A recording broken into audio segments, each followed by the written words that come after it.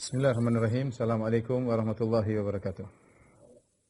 Alhamdulillahi ala ihsani wa syukrulahu ala taufiqihi wa amtinani. Asyhadu an la ilaha illallah wahdahu la syarika lahu ta'ziman li sya'ni wa asyhadu anna Muhammadan abduhu wa rasuluhu da'ila ridwani. Allahumma salli alaihi wa ala alihi wa ashabihi wa ikhwani. Para ikhwan dan akhwat, para jamaah Masjid Tarbiyah Cilandak yang dirahmati oleh Allah Subhanahu wa taala, pada kesempatan bahagia ini kita akan bahas tentang perang yang terkenal dari peperangan-peperangan kaum muslimin, yaitu Ghazwatul Ahzab atau dikenal juga dengan Ghazwat Al-Khandaq. Ghazwat Al-Ahzab atau dikenal juga dengan Ghazwat Al-Khandaq. Adapun dinamakan dengan Ghazwat Al-Khandaq karena ketika itu kaum muslimin menggali parit atau khandaq ya dalam rangka untuk melakukan pertahanan ya, sehingga orang-orang musyrikin tidak masuk dalam kota Madinah, tidak masuk dalam kota Madinah. Sehingga digalilah khandaq ya, sehingga menghalangi mereka untuk masuk dalam kota Madinah. Dan disebut juga dengan Ghazwatul Ahzab karena ketika itu berkumpullah kaum musyrikin dari berbagai macam kabilah ya, bergabung dengan orang Yahudi dari Bani Nadir ya. Sehingga jumlah mereka sekitar 10.000 orang kemudian menyerang kota Madinah. Sehingga mereka adalah perkumpulan, persekutuan dari berbagai macam kabilah-kabilah Arab, Quraisy, Ghatafan, Bani Asad dan yang lainnya banyak sekali ya. Sehingga disebut dengan Al-Ahzab. Ya, Al-Ahzab artinya sekutu. Datang banyak kemudian menyerang kota Madinah. Dan perang ini terjadi pada bulan Syawal tahun 5 Hijriah ya. Tahun 5 Hijriah ya. Namun nanti akhirnya tidak terjadi peperangan ya, karena kaum musyrikin tidak bisa masuk ya. Hanya terjadi panah-panahan di antara mereka ya, tidak terjadi pertemuan fisik ya, karena mereka terhalangi dengan khandaq. Adapun sebab terjadinya perang Ahzab yaitu sekelompok dari pemimpin-pemimpin orang Yahudi dari Bani Nadir yang mereka tadinya tinggal di kota Madinah ya, kan di kota Madinah ada Bani Qainuqa, kemudian Bani Nadir dan Bani Quraidah. Bani Qainuqa terusir, Bani Nadir juga terusir ya. Yang turunlah surat Al-Hasyr ya, di mana mereka pergi, kemudian mereka menghancurkan rumah-rumah mereka, dan mereka pergi meninggalkan kota Madinah. Ya, nanti Bani Quraidah akan diperangi oleh Nabi setelah perang Ahzab. Ketika Nabi mengusir mereka dari kota Madinah, Nabi tidak membunuh mereka, Nabi mengusir mereka. Mereka pergi ke Khaybar. Di antara orang-orang Yahudi tersebutlah Salam bin Mishkam, kemudian Salam bin Abil Huqaiq, kemudian Huyai bin Akhtab, yaitu bapaknya Sofiyah, kemudian Kinanah ibn Rabi' dan yang lainnya. Mereka keluar, provokator Yahudi ini, mereka pergi ke Mekah. Sampai di Mekah, kemudian mereka berkumpul dengan pembesar-pembesar orang Quraisy. Mereka provokasi. Kemudian mereka menyemangati orang Quraisy, karena orang Quraisy juga musuh kaum muslimin, sama-sama berkepentingan. Maka orang Yahudi pintar memprovokasi orang Quraisy untuk menyerang kota Madinah ya. Bahkan orang-orang Yahudi menjanjikan bahwasanya berjanji, kami akan menolong kalian ya. Kami akan menolong kalian dengan jiwa, raga kami dan harta kami ya, dan kami akan bersama kalian sampai kami akan menghabisi Muhammad dan pengikutnya. Akhirnya orang-orang Quraisy tertarik dengan ajakan mereka. Kemudian orang-orang Quraisy ketika diajak untuk berperang, maka mereka bertanya kepada orang Yahudi. Sekitar pertanyaan. Ya ma'syara Yahud, wahai orang Yahudi sekalian. Innakum ahlul kitabi al-awwali. Kalian adalah ahlul kitab al-awwal ya. Kalian telah diberi Alkitab sebelum orang Islam, wal ilm ya, sebelum orang Islam, sebelum Nasara, kalian telah diberi Taurat. Bima asbahna nakhtalifu fihi nahnu Muhammad afadinuna khairun am dinuhu. Maka mereka bertanya kepada orang Yahudi, wahai orang Yahudi, coba kalian perhatikan, kami sekarang ribut sama Muhammad, orang Quraisy. Menurut kalian agama kami lebih baik atau agama Muhammad? Sekitar pertanyaan menguji, benar enggak orang-orang Yahudi benar-benar tolong orang-orang Quraisy? Maka orang Quraisy bertanya, Ya, apakah agama kami lebih baik ataukah agamanya Muhammad? Maka orang-orang Yahudi dengan serta-merta berkata, bal dinukum khairun min dinihi. Agama kalian lebih baik daripada agamanya Muhammad. Kata mereka, agama kalian lebih baik daripada agamanya Muhammad. Wa antum aula bil haqqi minhu, dan kalian lebih di atas kebenaran daripada Muhammad. Ya, mereka bohong. Orang Yahudi tahu orang-orang musyrikin penyembah berhala di atas kesesatan. Bahkan sebelum Nabi sallallahu alaihi wasallam memproklamirkan diri sebagai seorang nabi, orang Yahudi sering bertengkar, sering berperang sama suku Aus, suku Khazraj sebelum mereka masuk Islam. Jadi mereka tidak suka dengan penyembahan terhadap berhala. Ya, mereka benci dengan kesyirikan dan mereka tahu bahwasanya orang-orang kota Mekah, orang-orang Quraisy penyembah berhala dan mereka tahu itu adalah batil, kesyirikan. Tapi ketika orang-orang Quraisy tanya, mana yang lebih bagus, agama kami atau agamanya Muhammad? Agama penyembah berhala atau agama penyembah Allah? Maka orang-orang Yahudi demi untuk mengambil hati mereka, mereka berkata, antum lebih baik wahai orang-orang Quraisy. Dan antum lebih utama di atas kebenaran daripada Muhammad. Akhirnya turunlah firman Allah Subhanahu wa taala menceritakan tentang pernyataan mereka tersebut. Kata Allah Subhanahu wa taala, "Alam tara ilal ladzina utu nasiban minal kitabi yu'minuna bil jibti wat taghut." Tidakkah engkau lihat kepada orang-orang yang telah diberikan sebagian daripada Alkitab, diberikan Taurat, yu'minuna bil jibti wat taghut, mereka beriman kepada sihir dan beriman kepada taghut, wa yaquluna lil ladzina kafaru, dan mereka berkata kepada orang-orang Quraisy, orang-orang kafir, haula'i ahda minal ladzina amanu sabila. Kata mereka, kalian orang-orang Quraisy lebih mendapat petunjuk daripada orang-orang beriman, daripada pengikut Muhammad. Kata Allah, ulaika alladzina la'anahumullah. Mereka itulah orang-orang terlaknat oleh Allah Subhanahu wa taala. Wa may yal'anillahu falan tajida lahu nasira. Barang siapa yang dilaknat oleh Allah, maka dia tidak akan mendapatkan penolong baginya. Jelas orang Yahudi menghalalkan segala cara, ya. Menghalalkan segala cara. Jadi dari mereka al-ghayah tubarirul wasilah. Tujuan menghalalkan segala sarana. Ulang, ini kaidahnya orang Yahudi. Al-ghayah tubarirul wasilah. Bahwasanya tujuan menghalalkan segala cara. Mereka tidak peduli mau pura-pura kafir, mau perkataan apa saja, enggak ada masalah, ya. Ya, mereka bertaqiyah, ya, taqiyahnya Yahudi. Baik. Inilah pernyataan mereka, ya, untuk menyenangkan hati orang-orang Quraisy. Akhirnya orang Quraisy semakin semangat dengan provokasi dari orang-orang Yahudi dari Bani Nadir yang dipimpin oleh Huyai bin Akhtab, bapaknya Safiyah bintu Huyai. Baik, akhirnya keluarlah orang-orang Quraisy dengan kelompoknya, ya. Disertai dengan orang-orang Arab yang mengikuti suku-suku yang lain. Dari Kinanah, dari ahli Tihama. Jumlah mereka 4.000 orang. Keluarlah orang Quraisy berjumlah 4.000 orang. Mereka telah membuat kesepakatan di Darun Nadwah, ya. Kemudian mereka membawa 300 pasukan berkuda, ya. Kemudian mereka membawa 1.500 ekor onta. Kemudian mereka keluar dengan kepemimpinan Abu Sufyan bin Harb. Abu Sufyan bin Harb pimpinan utama. Kemudian mereka berjalan keluar dari kota Mekah menuju kota Madinah. Sampailah mereka di Marri Zahran, bertemu dengan Banu Salim atau Banu Sulaim. Jumlah mereka ketika itu 700 orang. Dipimpin oleh Sufyan bin Abdi Syams. Ya, Sufyan bin Abdi Syams membawa 700 orang dari Bani Sulaim. Kemudian juga bergabung dengan mereka dari Banu Asad, dipimpin oleh Tulaiha bin Khuwailid. Tulaiha bin Khuwailid al-Asadi membawa dari Banu Asad. Ya, kemudian juga bergabung dengan mereka kabilah-kabilah Ghatafan, yaitu dari Banu Fazarah, jumlahnya 1.000, dipimpin oleh Uyainah bin Hisan. Uyainah bin Hisan dari Al-Fazari membawa kabilah Fazarah dengan jumlah 1.000 orang.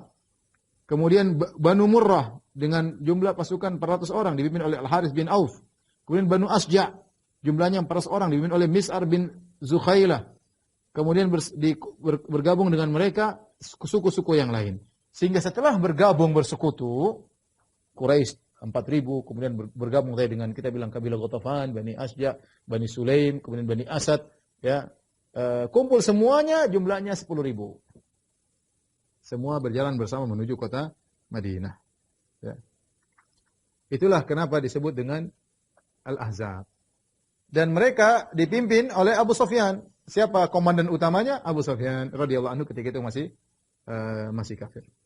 Maka berangkatlah mereka menuju kota Madinah. Nabi SAW mendengar kabar kedatangan mereka dengan mata-mata Nabi. Ya. Nabi punya uyun mata-mata. Nabi punya apa namanya intel-intel yang Nabi kirim untuk melihat kondisi. Ya. Nabi SAW menjalankan strategi peperangan. Ya, datanglah kabilah dari sekelompok dari Khuza'ah melaporkan kepada Nabi bahwasanya orang-orang sudah berkumpul untuk menyerang kota Madinah. Maka Nabi SAW pun memanggil para sahabat. Kemudian Rasulullah SAW kabarkan tentang kondisi yang ada. Ya, kemudian Rasulullah SAW bermusyawarah. Dan ini diantara sifat mulia Nabi SAW. Ya, wasyawirhum fil amr, kata Allah, bermusyawarah kepada mereka. Nabi SAW orang paling cerdas di antara mereka. Yang paling hikmah, yang paling hakim, yang paling bijak. Ya, yang paling bertakwa. Tetapi namanya ini kemaslahatan bersama, Nabi bermusyawarah. Ya. Karena kalau kita bareng-bareng ada sisi pandangan, sudut pandang yang lain sehingga digabungkan menjadi lebih kuat. Siapa tahu ada yang punya ide yang baik, ya. Maka demikianlah seseorang jangan dia ujub, dia tidak mau dengar pendapat orang lain. Ya. Kita boleh mungkin kita cerdas mungkin, tapi bisa jadi ada pendapat lain, ide lain yang mungkin lebih cemerlang. Tidak mengapa kita mendengar. Kalau kita tetap ternyata ide kita lebih bagus, ya kita jalankan. Tapi tidak ada salahnya kita mendengar masukan dari orang lain. Nabi SAW kemudian kumpul dengan para sahabat bermusyawarah, ya. Sampai akhirnya Salman Al-Farisi memberi isyarat untuk menggali Khandaq. Salman Al-Farisi baru saja keluar atau bebas dari perbudakannya, ya. Setelah dia membebaskan dirinya dari majikannya Yahudi. Ini perang pertama yang diikuti oleh Salman Al-Farisi. Perang pertama. Jadi dari Persia, ya.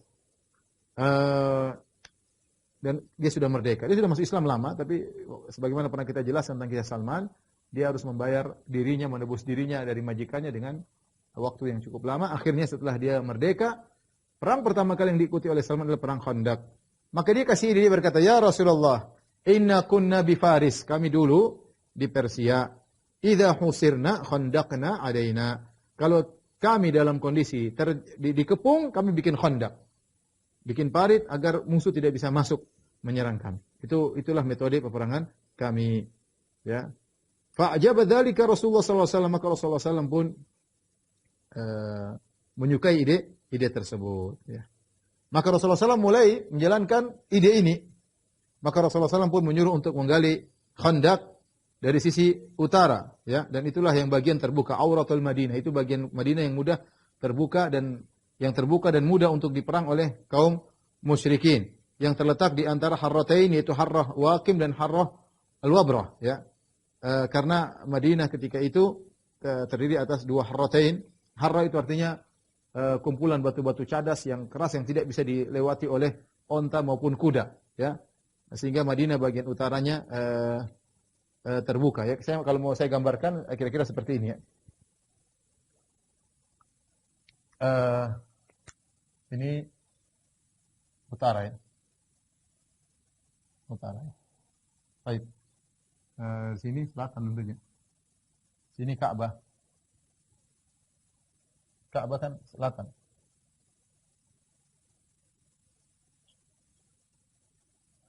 Baik, Madinah, ya, secara umum sederhananya ini Harrah misalnya, ini Harrah. Harrah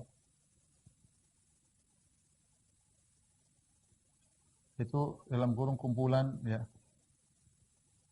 batu cadas, ya, yang tidak bisa dipijak oleh onta dan kuda. Ya, di sini juga Harrah, ya, sama Harrah.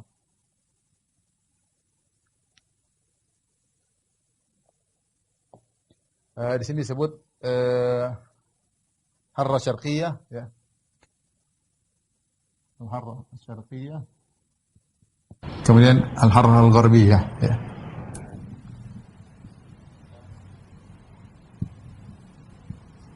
Ini bagian Harrah bagian barat. Ini Harrah bagian timur, ya. Sekarang masih dikenal di Madinah ada Harrah Syarqiyah, ada Harrah Gharbiyah, ya. Sementara bagian selatan daerah sini, di sini banyak kebun-kebun, daerah sini, daerah areal kebun-kebun, ya. Kebun-kebun korma. Sehingga di sinilah kota Madinah, ya, kota Madinah. Sehingga mereka kalau ingin menyerang, di sinilah daerah yang terbuka. Inilah areal terbuka. Areal terbuka. Kalau disebut dengan auratul Madinah, ya. Inilah yang terbuka. Sehingga ketika Ahzab mau datang menyerang kota Madinah, maka mereka harus menyerang dari daerah utara. Karena dari sini nggak bisa, dari sini nggak bisa, dari selatan nggak bisa. Ya. Mudahnya masuk dari arah utara. Kondisi kota Madinah ketika itu seperti itu. Tidak bisa ditembus dari arah timur, tidak bisa ditembus dari arah barat, tidak bisa ditembus dari arah selatan, hanya bisa ditembus dari arah utara, ya, dari arah utara. Di sini namanya daerah ini namanya Jabal Sila, ya. Jabal Sila. Yang sekarang dekat lokasi Masjid Khandaq.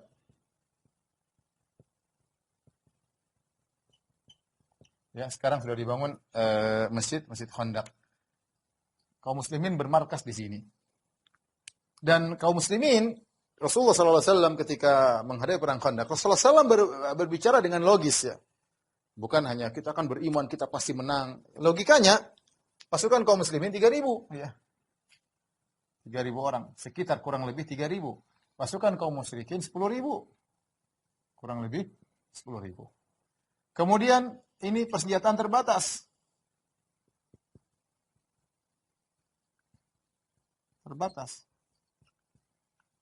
Ini persenjataan lengkap.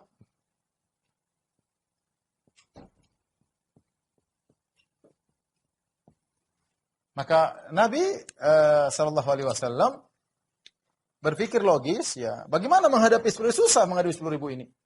Oleh karenanya mau tidak mau Nabi harus bikin Khandaq di sini. Sinilah digalilah Khandaq, ya. Gampangannya demikian. Ini Khandaq. Tentu berkelak-kelok, ini saya sekedar sederhananya, ya. Khandaq.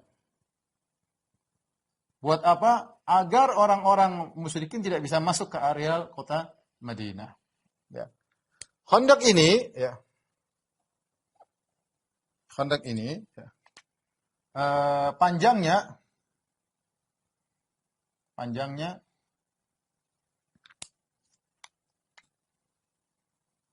Khandaq, ya. Panjang ada khilaf, ya. Ada yang mengatakan kurang lebih 3 km.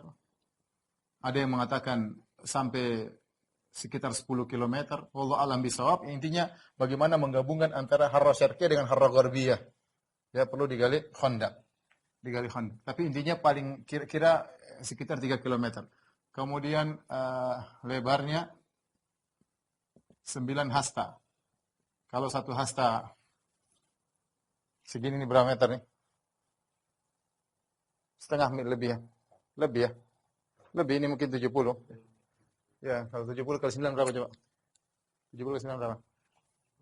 9. 7 kali 9, 63. Iya, 6,3. Ya, kelamaan. Sekitar ya 6 meter lah, kira-kira 6 meter. Kemudian dalamnya ini, jadi ini lebarnya, ya. Kira-kira ini 9 hasta, ya. Segini 6 meter kira-kira. Dalamnya 7 hingga 10 hasta. Ya, 7, ya sekitar 4 meter sampai ya mungkin 7 meter lah, kira-kira lah, ya.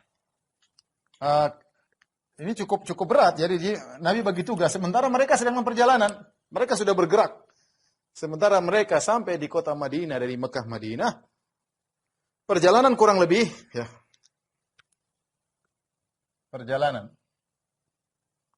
dari Mekah menuju Madinah dengan pasukan tersebut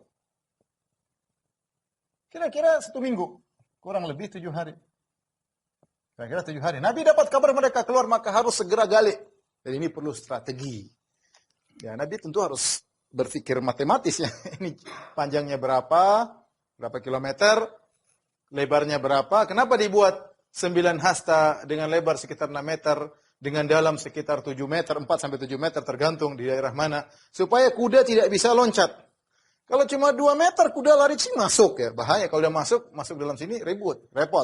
Maka dibuatlah jarak yang cukup panjang dengan lebar yang dalam sehingga kalau kuda masuk tidak bisa loncat lagi ke atas. Ya, kalau dia masuk ke bawah tinggal dipanahin oleh kaum muslimin. Ini kira-kira seperti itu ya. Jadi akhirnya dibagi tugas. Ada sebagian ulama mengatakan dibagi 10 orang gali berapa, ditugaskan oleh Nabi karena ini kalau kita bilang kerjaan harus selesai. Dan pendapat yang benar, ada yang mengatakan yang benar kira-kira Nabi harus menggali ini sekitar 6 hari sebelum mereka datang. Waktu kerja ya, kurang lebih 6 hari ya. Kurang lebih 6 hari. Karena kalau 7 hari keburu mereka datang. Maka ini harus disiapkan khandak tersebut, parit tersebut ya. Maka kerjalah para sahabat ya. Ini kira-kira proses penggalian khandak. Suasana ketika itu, kondisi cuaca musim dingin. Musim kelaparan. Ya. Kemudian harus kerja siang malam, menggali parit dengan jarak berkilo-kilo, dengan lebar 6 meter dalam sekitar 4-7 meter. Dan ini pekerjaan yang sangat sangat berat, harus dikerjakan para sahabat sebelum kaum musyrikin sampai ke kota Madinah. Mulailah para sahabat menggali dan menggali. Baik. Mulailah para sahabat menggali di musim dingin ya.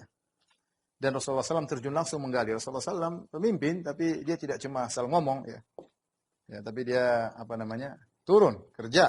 Rasulullah SAW ikut turun kerja. Ya, beliau mengangkat tanah. Ya, memberi motivasi kepada kaum muslimin ya.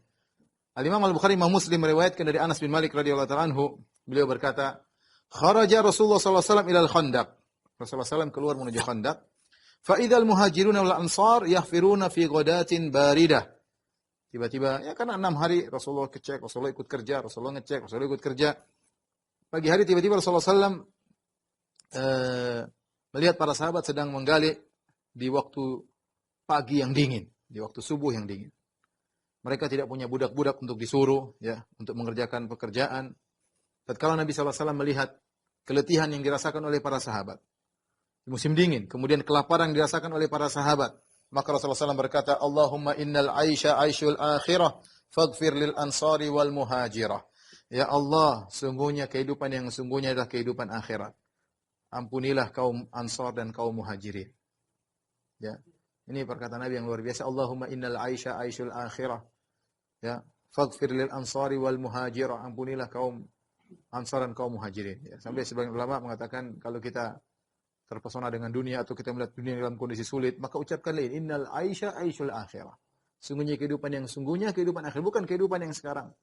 Kalau Anda susah, sabar, ini bukan kehidupan yang sungguhnya. Kalau Anda melihat orang dalam kehidupan mewah, bilang ini bukan kehidupan yang sungguhnya. Ya, agar kita ingatkan diri kita, innal aisha aishul akhirah. Sungguhnya kehidupan yang sungguhnya adalah kehidupan akhir. Sehingga kita tidak tergiur dengan dunia yang dimiliki oleh orang lain dan kita tidak terlalu bersedih dengan kesulitan yang kita hadapi. Ya. Kita ingatkan diri kita, ingatkan keluarga kita. Innal aisha aishul akhirah. Kehidupan yang sungguhnya adalah kehidupan akhirat. Ya, karena banyak hal yang buat kita lalai dalam kehidupan dunia ini. Ya. Ketika Nabi SAW berkata kepada para sahabat, Allahumma innal aisha aishul akhirah. Warfar faghfiril ansaril wal muhajirah. Ya Allah, kehidupan yang sungguhnya kehidupan akhirat. Ampunilah kaum ansar, kaum muhajirin. Maka para sahabat yang sedang bekerja menggali khandak, maka mereka kemudian berkata kepada Nabi SAW dengan syair mereka, Nahnu alladhina baya'u Muhammadan alal jihadi ma baqina abada. Kamilah yang telah membaiat Muhammad untuk berjihad selama kami masih hidup. Kami akan berjihad menemani Nabi selama kami masih hidup. Al-Imam Al-Bukhari Imam Muslim juga meriwayatkan dari Al-Bara' bin Azib radhiyallahu anhuma. Beliau berkata, Lamma kana yaumul ahzab, tatkala perang Khandaq. Wa khandaqa Rasulullah SAW. Rasulullah SAW ikut menggali parit. Ra'aituhu yanqulu min turabil khandaq.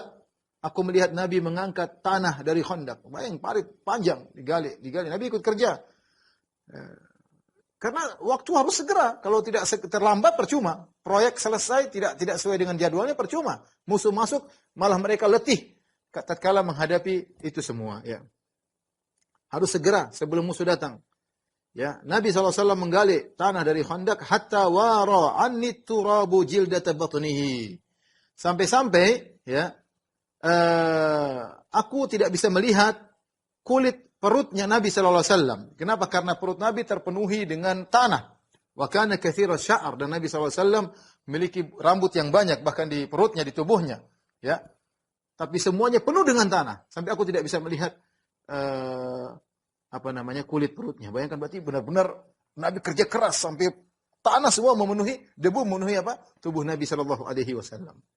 Fasami'tuhu yartajizu bi kalimati Abdullah bin Rawaha, dan aku mendengar Nabi sallallahu alaihi wasallam mengucapkan syair-syairnya Abdullah bin Rawaha, wa huwa yanqulu minat turabi, dalam kondisi dia mengangkat tanah sambil beliau berkata, Allahumma laula anta mahtadaina. Ya Allah, kalau bukan karena engkau kami tidak dapat hidayah. Wala tasaddaqna wala sallaina, kami tidak bisa bersedekah dan kami tidak bisa salat. Fa anzilan sakinatan alaina, ya Allah turunkanlah ketenteraman bagi kami. Wa tsabbitil aqdama in laqaina, ya Allah kuatkanlah kaki kami ketika kami bertemu musuh. Innal ula qad bagau alaina, sungguhnya mereka telah berbuat zalim kepada kami orang-orang Quraisy. Wa in aradu fitnatan abaina, kalau mereka ingin fitnah, kami tidak ingin fitnah tersebut, kami akan menghadapi mereka. Thumma yamudu sautahu bi akhiriha, di akhir syair Nabi berkata, wa in aradu fitnatan abaina. Abaina, ya. Dari bahwasanya seorang boleh bersyair, ya, dalam rangka untuk memberi semangat dalam bekerja, ya.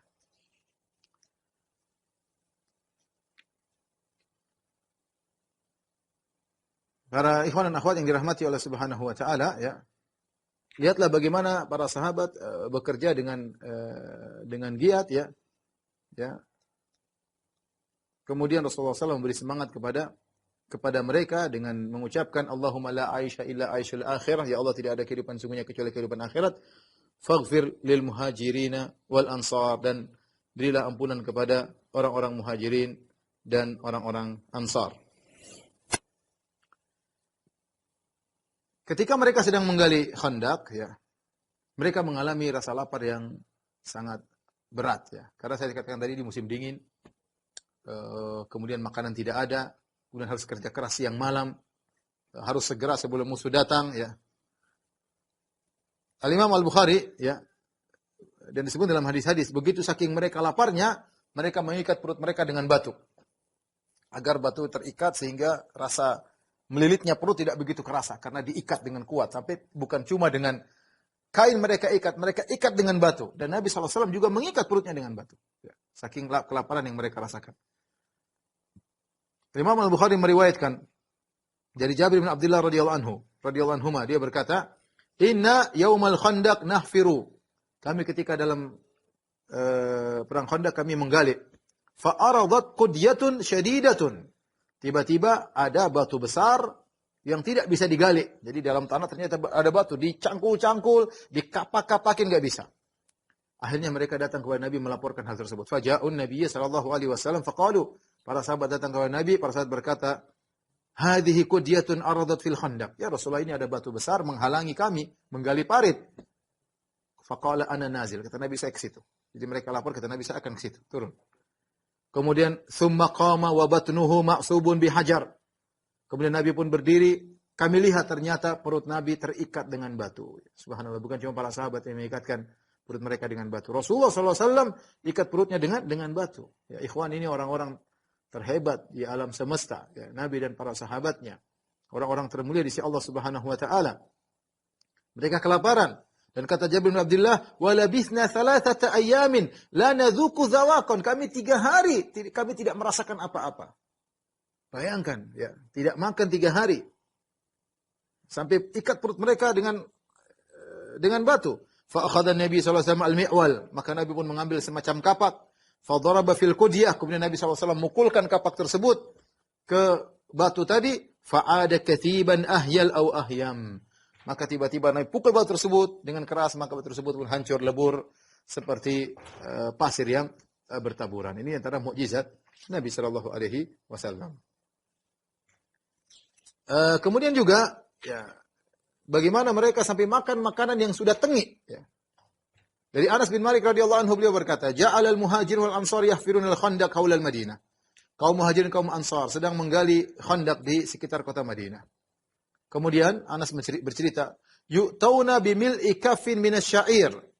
maka didatangkan bagi mereka mil'i kaffai minasyair, yaitu 2 genggam, yaitu gini, ya, dari gandum.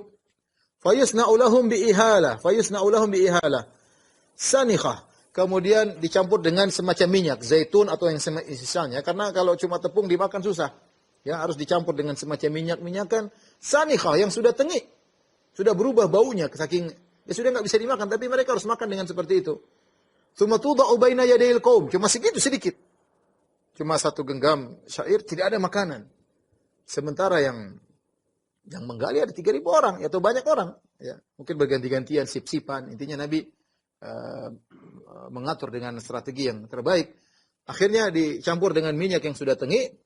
Wal qaumu jia', sementara orang-orang sedang dalam kondisi lapar. Wahia basyi'ah, yaitu sangat buruk, ya.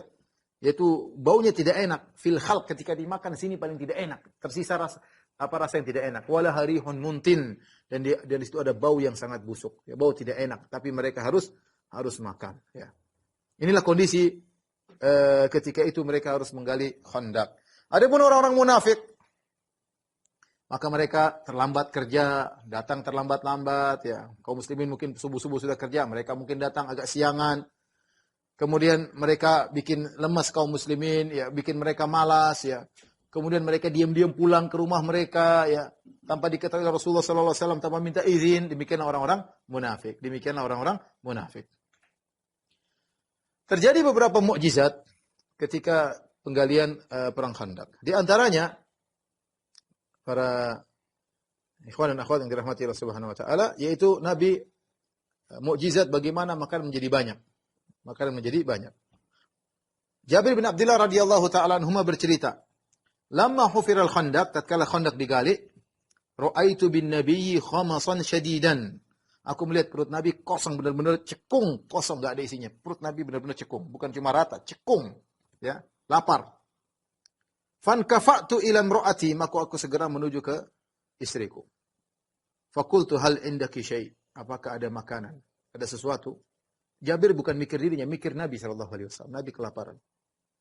Fa inni ra'aitu bi Rasulillah sallallahu alaihi wasallam, ya, khamasan syadidan. Aku lihat Nabi kelaparan, mungkin ada perut Nabi kelihatan, ya.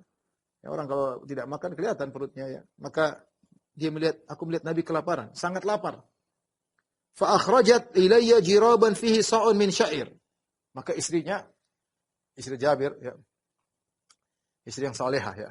Ya. Inilah janda yang dinikahi oleh Jabir bin Abdullah, ya. Ini yang kata Nabi sallallahu alaihi wasallam pernah bertanya kepada Jabir, "Tazawwajta ya Jabir? Kau sudah nikah?"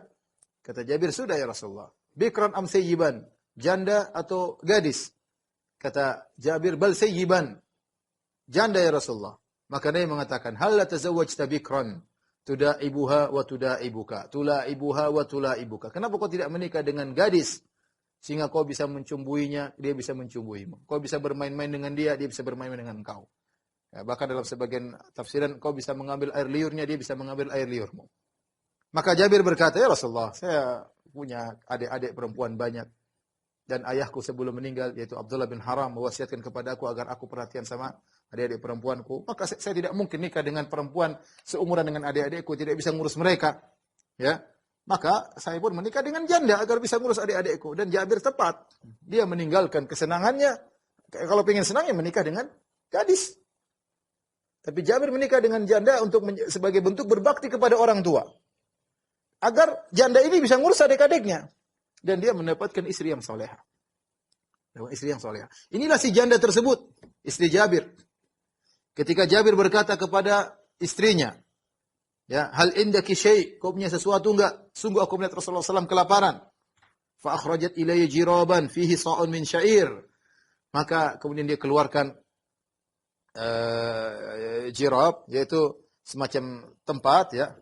Isinya 1 sa' gandum. 1 sa' itu ya 1 sa' ukuran bayar zakat, ya. Ukuran bayar zakat, ya, kira-kira 2,5 kilo. Kalau beras, ya, kira-kira seukuran gitulah. Volume 1 sa'. Isinya gandum.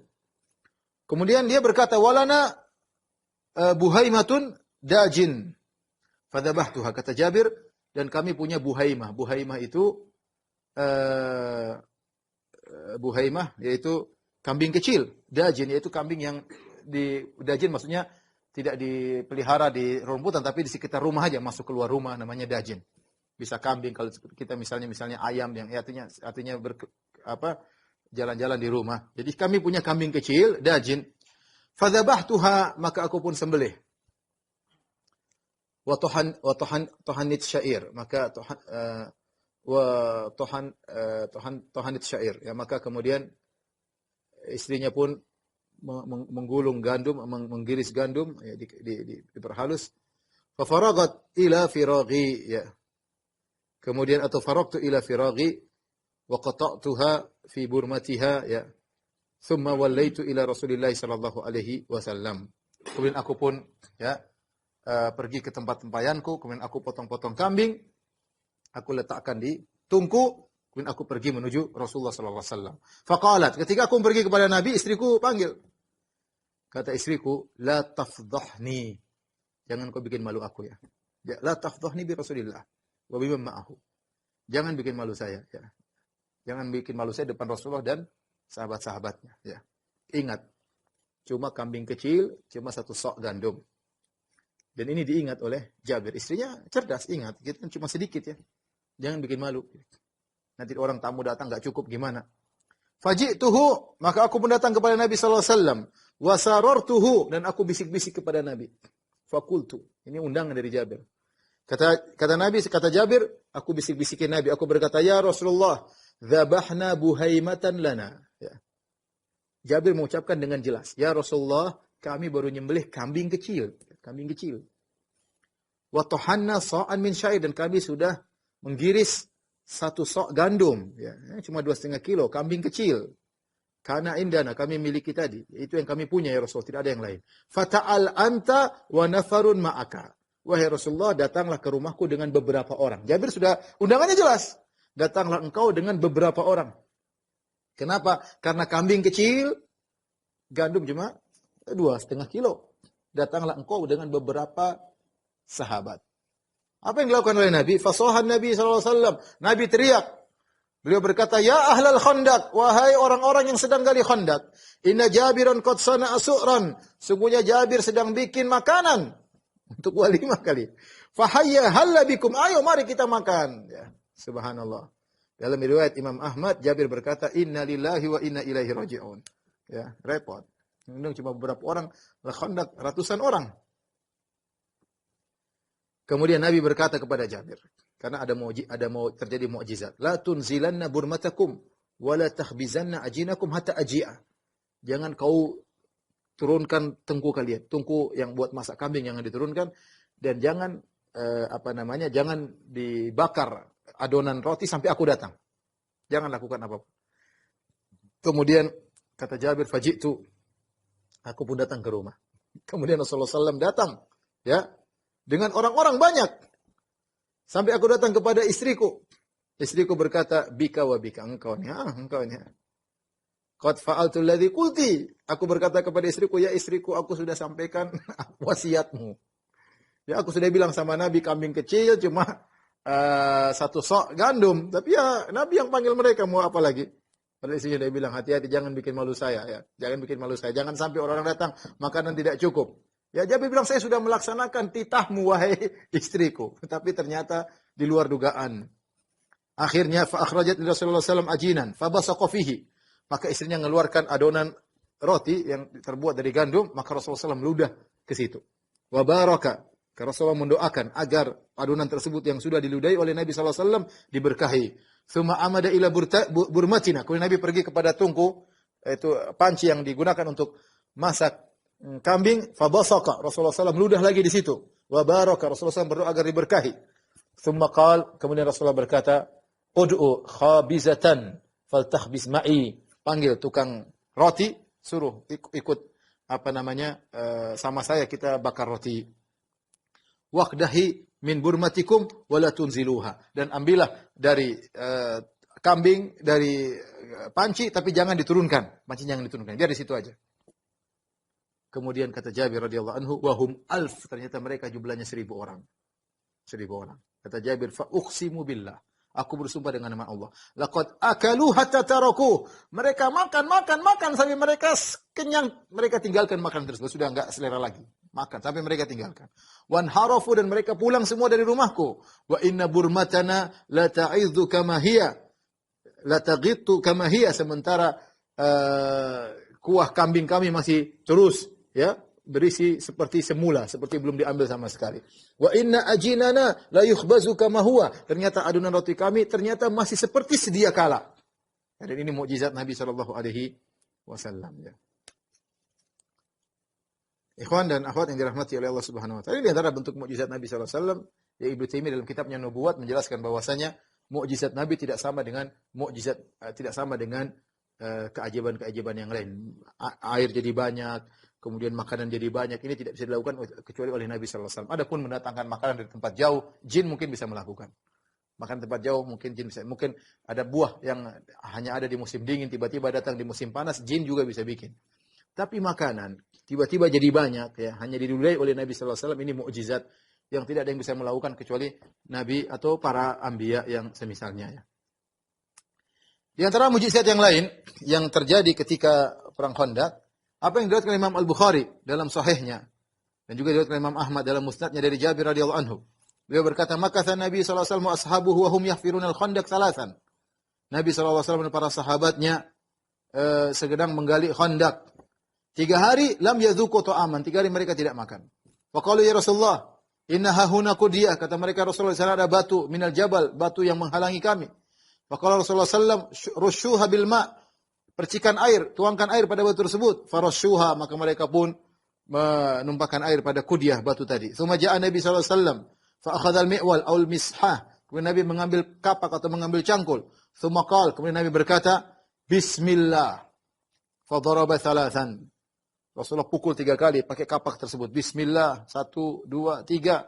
Fasarat kathiban yuhal. Maka jadilah seperti pasir yang bertaburan. Ya. Fakanat minni iltifatatun. Tiba-tiba aku melirik Nabi SAW. Fa'idha Rasulullah SAW qad syadda ala batni hajaran. Ternyata Rasulullah SAW mengikatkan batu di perutnya. Ya. Ini sepertinya kisah yang sebelumnya yang sudah kita sebutkan. Ternyata ada batu lain lagi yang menghalangi, yang diriwayatkan Imam Ahmad dalam musnadnya dan Nasa'i dalam Sunan Kubra dengan sanad yang hasan dari Al-Bara' bin Azib. Dari Al-Bara' bin Azib, beliau berkata, "Lamma amara Rasulullah SAW an nahfir al-khandaq." Tatkala Rasulullah SAW memerintahkan kami untuk menggali khandaq, arada lana fihi hajarun la ya'khudhu fihi al-mi'wal. Tiba-tiba ada batu yang menghalang kami, tidak bisa dipukul dengan kapak. Fastakaina dzalika ala Rasulillah sallallahu alaihi wasallam.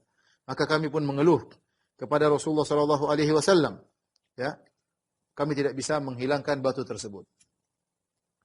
Fa'alqa saubahu, maka Nabi melepaskan selendangnya, wa akhadhal mi'wal, kemudian Nabi mengambil kapak, wa qala bismillah. Kemudian Nabi mengatakan bismillah, fa daraba darbatan. Nabi pukul sekali, fa kasara Rasulullah sakhrah, maka sepertiga batu pecah. Kemudian Rasulullah berkata, ketika sepertiga batu pecah, Rasulullah berkata, Allahu Akbar. U'titu mafatihah Syam, aku telah diberikan kunci-kunci kota negeri Syam.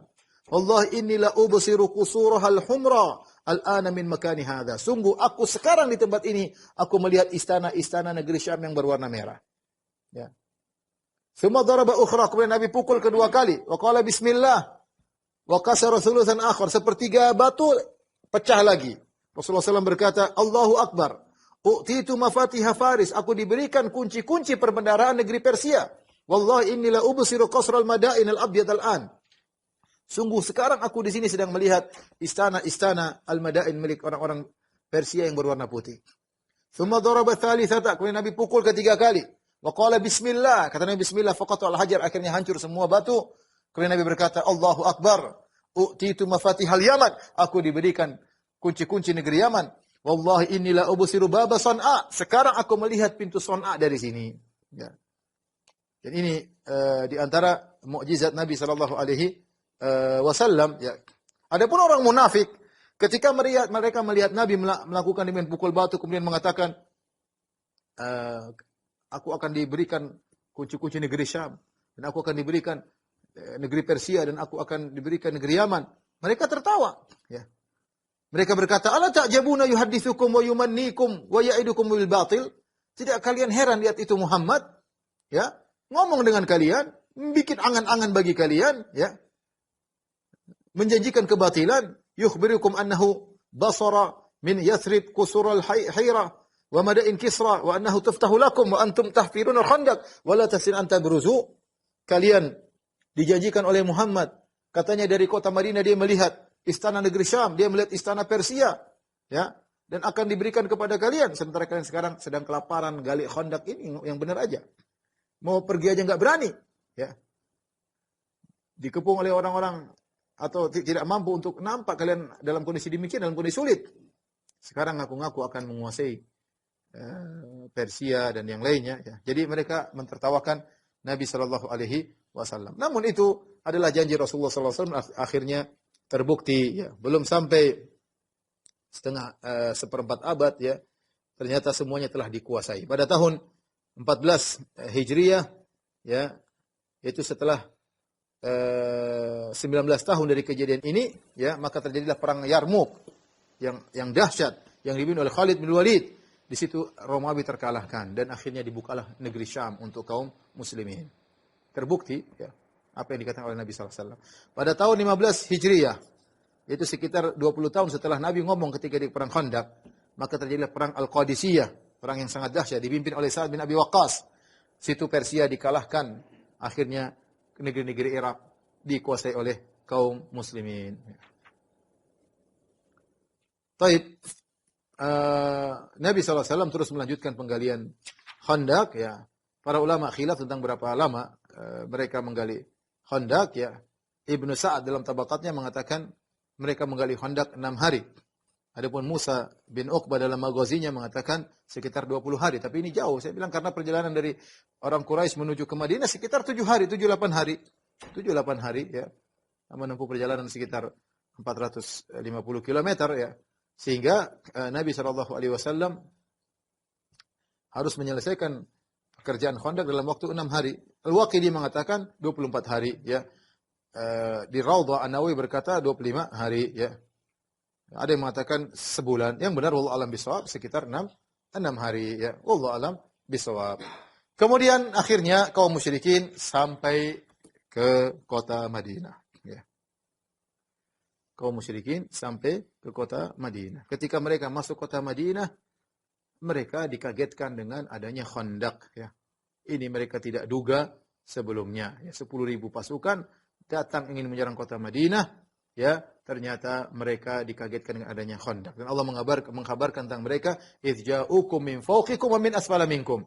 Tatkala datang dari atas kalian dan dari bawah kalian. Musuh mengepung kalian. Dari atas kalian maksudnya dari orang-orang Quraisy bersama kabilah-kabilahnya semua 10.000. Dari bawah kalian maksudnya dari jantung kota Madinah, dari daerah selatan ada orang-orang Yahudi, yaitu dari Bani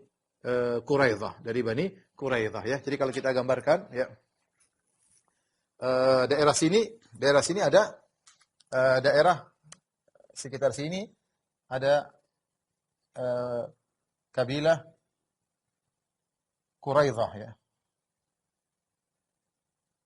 Suku Yahudi. Mereka ada sekitar kurang lebih 700, ya. 700 sampai 1.700 pasukan, kira-kira, ya. Nanti akan kita jelaskan insyaallah. Dan ini berbahaya, ya. Jadi kondisi Khandaq ini sangat berbahaya. Dari atas 10.000, dari bawah ada sekitar 700 orang. Kemudian para sahabat ketika mereka menggali Khandaq, ya, kemudian tentu hasil galian tersebut mereka sebagian ulama mengatakan mereka kumpulkan di sini. Jadi mereka kumpulkan hasil galian di bibir Khandaq ini. Jadi di sini ada tumpukan, ya, ada tumpukan bekas galian, ya, sebagai tempat persembunyian kaum muslimin ketika menyerang pasukan kaum musyrikin dengan panah-panah mereka. Taib, ikhwan dan akhwat yang dirahmati Allah Subhanahu wa taala, mungkin sampai di sini dulu. Insyaallah pekan depan baru kita jelaskan bagaimana terjadinya perseteruan atau peperangan antara kaum musyrikin dengan kaum muslimin pada pertemuan depan insyaallah taala. Demikian apa yang saya sampaikan, kurang lebih saya mohon maaf. Wabillahi taufiq wal hidayah. Assalamualaikum warahmatullahi wabarakatuh.